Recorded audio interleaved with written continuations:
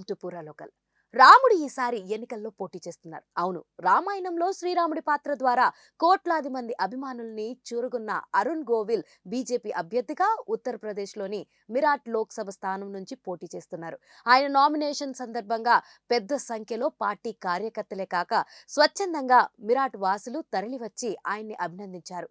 ఆయన రాక సందర్భంగా మిరాట్ రహదారులన్నీ జనసంద్రమయ్యాయి. అంతకుముందు నగరంలో ఆయన రోడ్ షో నిర్వహించారు. ఈ రోజు నా జీవితంలో అత్యంత ముఖ్యమైన రోజు.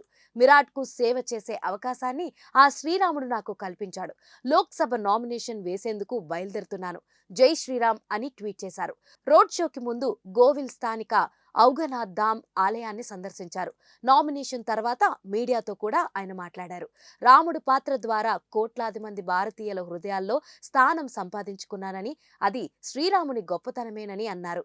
తన స్వస్థలం నుంచి అభ్యర్థిగా నిలబడే అవకాశం ఇచ్చిన బీజేపీకి కృతజ్ఞతలు తెలిపారు. రాముని ప్రతిరూపంలో ప్రజలు తననెంతో ప్రేమించారని, ఒక నేతగా మరింత ఆదరిస్తారనే నమ్మకం ఉందని అరుణ్ గోవిల్ అన్నారు.